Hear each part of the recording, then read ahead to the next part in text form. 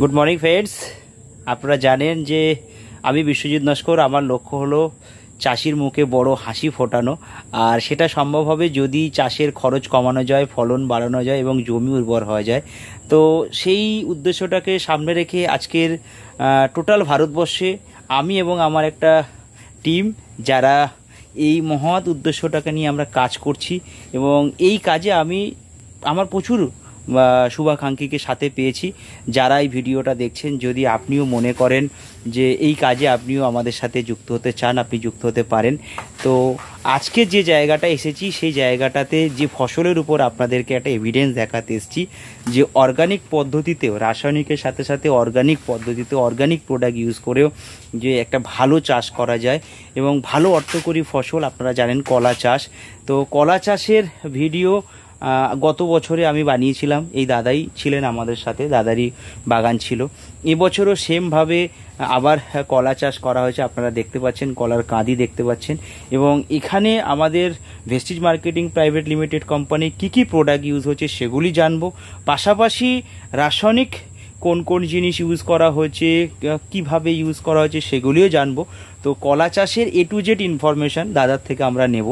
তো যারা কলা চাষ করেন, আমার সেই সমস্ত চাষি ভাই বন্ধুদেরকে বলছি, আপনারা ভিডিওটা পুরোটা দেখুন, স্কিপ করবেন না, কারণ এখান থেকে অনেক কিছু শিখতে পারবেন।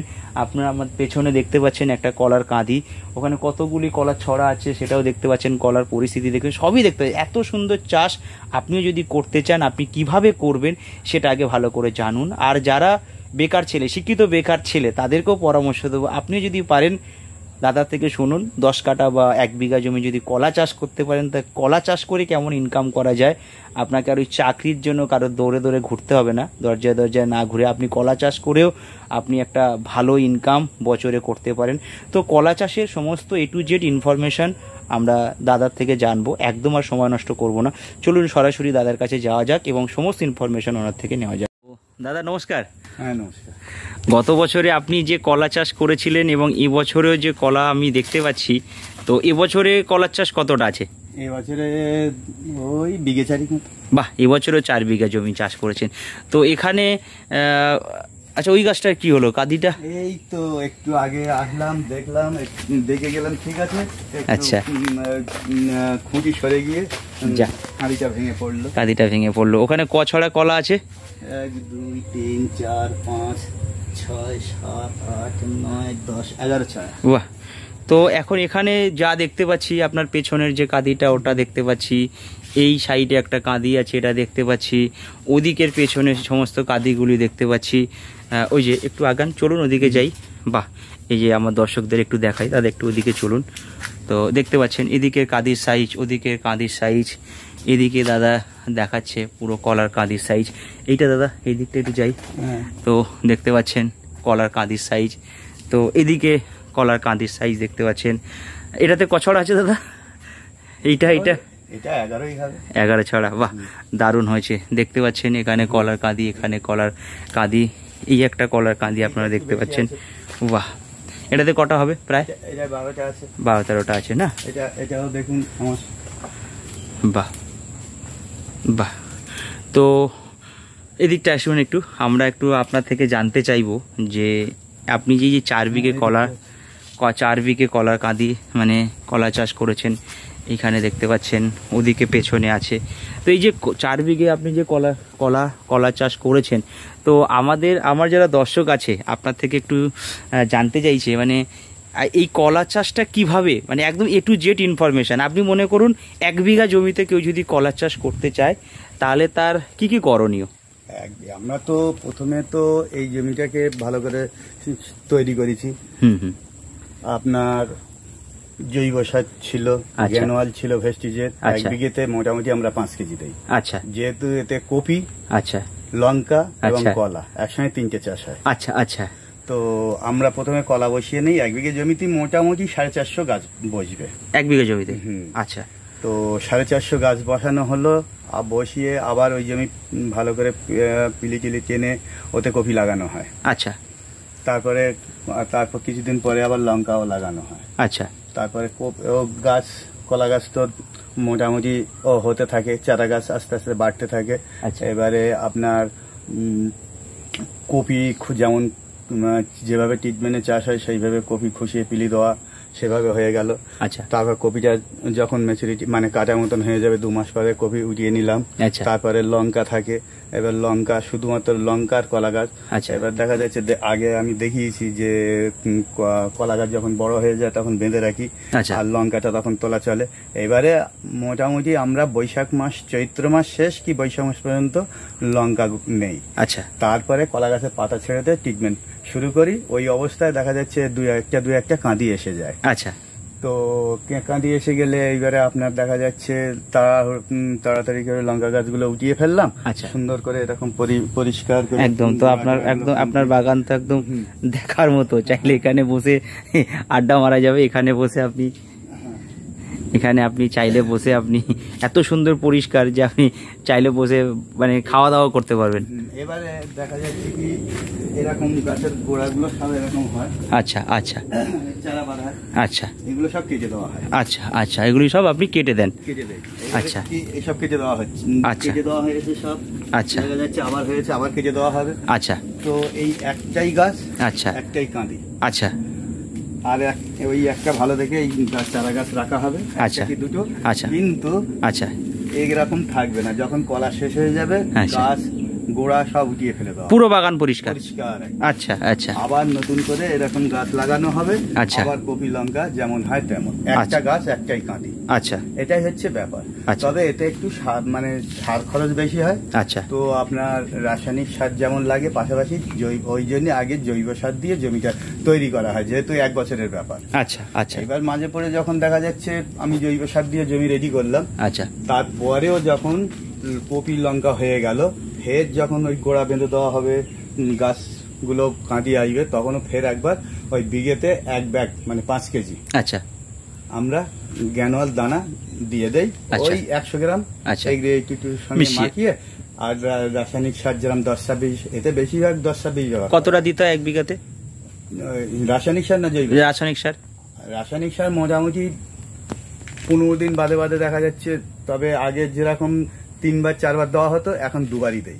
আচ্ছা, যেহেতু জৈব সার দিচ্ছি, সেই জন্যই রাসায়নিক সার 2বার মাত্র। আচ্ছা, 2বার যে দিচ্ছেন 1 বিঘা জমিতে টোটালে কতটা সার লাগছে? 2 বস্তা, 1 বস্তা করে, মানে 50-100 কেজি। 100 কেজি। আচ্ছা, বাহ। কিন্তু তো আগে দিতে হতো, দেখা যাচ্ছে আপনার 3বারও খাওয়াতো, কেউ 4বারও খাওয়াতো। আচ্ছা, এবার দেখা যাচ্ছে একবারে 1 বস্তা সার কমা মানে দেখা যাচ্ছে আপনার 1600-1700 টাকা বেঁচে যাবে। কিন্তু জৈব সারটা দিলে মাটির ক্ষমতাও থাকবে, গাছটাও ভালো থাকবে। আচ্ছা, কলা এরকম মানে যে পুরো ছেলাম্বা গুলো বা কলা এরকম পজিশন হবে। এবারে সবচেয়ে ভালো জৈব সারটা দিলে মাটি ঠান্ডা থাকে, আর নানান রকম যে পাতা পোড়া রোগ বা অনেক রোগ সবগুলো কম আসে। আচ্ছা, আর রাসায়নিক সার দিলে সমস্যা দেখা যায় একটু বেশি। আচ্ছা, এই হচ্ছে ব্যাপার। তো মোটামুটি 1 বিঘা জমিতে যদি কেউ 400 গাছ বসায়, তো তার কেমন খরচ পড়বে? 400 গাছ, যেহেতু এটা তো আমার নিজের তেড়, আচ্ছা, চারা গাছ, তো ওটা তো আমরা বাইরে। কিন্তু দেখা যাচ্ছে এবার কেউ যদি নতুন করে বসায়, আপনার 10 টাকা করে পিস লাগবে, প্রায় 4000 টাকার মতো গাছ লাগবে। আচ্ছা, এবার জমিটা মানে বসাতে কটা লেবার লাগবে? দেখা যাচ্ছে ওইটা তুলতে আপনার 4টে লোক যাবে, বসাতেও 4টে লোক। 4টে লোক তুলে 4টে লোক বসাতে, তাতে খরচা কেমন আসবে? ওই দেখা যাচ্ছে একটা লেবার 400 টাকা করে, 4 1600, 16 দুগুণে 3200। তাহলে 3200, আর এদিকে হচ্ছে আপনার 4000, 7200। আর জমিটা তো আর মানে নাঙল টাঙল দেওয়ার তো প্রয়োজন নেই, আমরা জমি তৈরি করে তারপর বসাই। আচ্ছা, দিয়ে 2টো চাষ দিয়ে, আচ্ছা, 2টো চাষে দিয়ে রাসায়নিক সার দিয়ে তারপরে কলা বসানো। আচ্ছা, ওই 2টো চাষ দিতে কত খরচ হয়? আপনার 1 বিঘাতে 2টো চাষ দিতে 1000 টাকা। তা মানে আমার ওদিকে হলো 7000-8000 টাকা মতো খরচা হলো, বসে গেল। আচ্ছা, এবারে 2বার সার দিচ্ছেন, ধরুন আপনার 100 কেজি, 100 কেজি সারের দাম কত পড়ছে? আপনার 3200 টাকা। 3200 টাকা, তাহলে 7-3 10,000। আচ্ছা, আর কি খরচ আছে? খরচ এবার তো স্প্রে আছে আপনার। স্প্রে মানে যেটা হচ্ছে পাতা পড়া রোগ, যেরকম নেটিভু আছে। তারপরে তিল, জিঙ্ক, বোরন একসঙ্গে দেওয়া হয়। আচ্ছা, ওটা দিলে পাতাটা পড়ে না আর কি? হ্যাঁ। আচ্ছা, এগুলো মোটামুটি ওই 15 দিন বাদে বাদে মারা হয়। তাতে কি অতিরিক্ত দেখা যাচ্ছে পাতা পড়ছে, তখন আপনার নেটিভিটি চলে আসা হয়। তাতে কি মোটামুটি আরো 5,000 টাকা মতো খরচ আছে? তা যাবে। তাহলে 15,000 হলো। আচ্ছা, এবার কলাটাকে সাইজ করা, ওয়েট করা, কালার করা, এর জন্য প্রথম অবস্থায় এটা মোটামুটি মেটালাক্সিন ম্যানকো যে গ্রুপের যেটা ভালো ওষুধ, আচ্ছা, সেটা তো দিতেই হবে। এই যে যেমন কত সুন্দর দেখাচ্ছে কালারটা, ওটা কি জিনিস? মেটালাক্সিন ম্যানকোজেবের কোন ওষুধটা দেন? পাউডার আছে, হ্যাঁ, মাস্টার পাউডার আছে। আচ্ছা, তারপর রেডিওমিল আছে, আচ্ছা, রেডিওমিল গোল্ড, এসব গুলো দেওয়া হয়। আচ্ছা, আর সবচেয়ে যদি একটা কলা ম্যাচুরিটি হতে মিনিমাম 90 দিন লাগে, আচ্ছা, সেটা আমরা 70-75 দিনের মধ্যে ম্যাচুরিটি হয়ে যায়। আগে আমরা মোটামুটি বাজারে অন্যান্য ওষুধ দিতাম, কিন্তু এখন আমি মোটামুটি 3 বার আপনার ন্যানোটেক দেই। ভেস্টিজের ন্যানোটেক দেন? ভেস্টিজের ন্যানোটেক দেই। কি ডোজ থাকে এটা? আপনি মোটামুটি 20 লিটারে 30 গ্রাম করে দেই, আর 5 ml করে এগ্রিএটিভ দিয়ে মেরে চলে যায় গাছে, মানে কলায় স্প্রে করে? শুধুমাত্র কলায় দিয়ে চলে। আচ্ছা, এটা টোটাল আপনার কলাতে কবার স্প্রে হয়? 3 বার স্প্রে হয়। 4 ব্যারেল, 12 ব্যারেল। আচ্ছা, 12 ব্যারেল খরচা হলো, ধরলাম আপনার 20,000 টাকা মতো ওভারঅল খরচা আছে সব মিলিয়ে। আচ্ছা, আর যদি এরকম বড় বড় কাঁদিগুলো হয় আপনার 400 কাঁদির মধ্যে, যদি প্রাকৃতিক দুর্যোগ না হয়, 400টা কাঁদি যদি আপনি পান, তাহলে অন অ্যাভারেজ কত বিক্রি আছে? কত? 300 যদি হয় তাহলে 400 কাঁদি 1,20,000 হিসাব। কিন্তু যদি প্রকৃতি মোটামুটি ইয়ে করে, একেবারে জিরো। তার মানে একটা রিস্ক আছে। কিন্তু কলা গাছে আপনি যা দেখলেন, আর এবার সব দেখছেন আপনারা, এরকম সব দড়িতে বাঁধা আছে, এটা ওগুলো তো পরিচর্যা করতে হবে। এই যে দেখতেই পাচ্ছেন, হঠাৎ এই যে একটা ভাঙলো, দেখতেই পাচ্ছেন, কলাগুলো দেখতেই পাচ্ছেন সাইজ।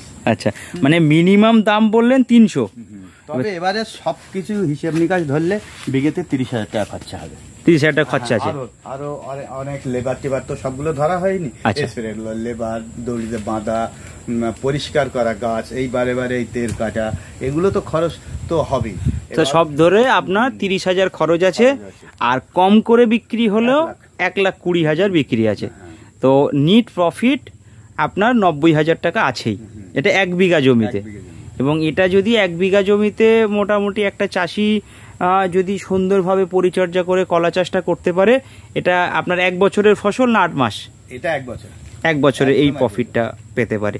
তো আমার দর্শক বন্ধুরা, আপনারা দেখলেন দাদার থেকে সুন্দর করে আপনাদের হিসাবটা বুঝিয়ে দিল। তো আপনারা যদি এরকম, দাদা 1 বিঘা জমির জায়গায় দাদা 4 বিঘা আছে, তো আপনারা প্রথমে যারা কলার চাষে নতুন যারা, তারা আসুন, তারা 10 কাঠা দিয়ে শুরু করুন। আর যারা কলার চাষ করেন তাদেরকে বলবো, আপনারা আমাদের ভিডিওটা থেকে একটু কমেন্টস করুন। যদি আপনার চাষ এর থেকে ভালো হয়, তাহলে আপনি আসুন, আমাদের সাথে পরামর্শ দিন, অন্য ফার্মারের উপকার হোক। আর আপনার চাষ যদি দাদার মতো করতে চান, যদি মনে করেন যে না এখানে বেটার রেজাল্ট হচ্ছে, খুব সুন্দর কাঁদি হয়েছে, তো আপনারা দাদার পরামর্শটাও নিতে পারেন। আমাদের এখানে যে প্রোডাক্ট ভেস্টিজ মার্কেটিং প্রাইভেট লিমিটেডের ইউজ হয়েছে, সেগুলিও আপনারা সরাসরি আমাদের সাথে যোগাযোগ করতে পারেন, আমাদের থেকে কালেক্ট করতে পারেন। আর দাদা ভেস্টিজ মার্কেটিং প্রাইভেট লিমিটেড কোম্পানির একজন অ্যাডভাইজারও। আর আপনারা চাইলে আমাদের অন্যান্য সমস্ত প্রোডাক্টগুলিও এখান থেকে সংগ্রহ করতে পারবেন। আর আপনারা যারা ভিডিওটা দেখছেন, যারা মনে করছেন যে না সত্যি দেখার মতো চাষ হয়েছে, তাদেরকে বলছি আপনারা কমেন্টস করুন। আর যাদের এই ভিডিওটা কাজে, তারা নিজেরা ইউজ করুন, নিজেরা কাজে লাগান। আর যাদের কাজের নয়, তাদেরকে অনুরোধ করব যে আপনারা আপনাদের কৃষক বন্ধু যারা চাষাবাদের সাথে যুক্ত, তাদেরকে ভিডিওটা শেয়ার করুন, যাতে তাদের কাজে আসে। আর সর্বোপরি আপনাদের ভিডিওটা দেখার জন্য ধন্যবাদ দাদা, আপনাকে অশেষ ধন্যবাদ।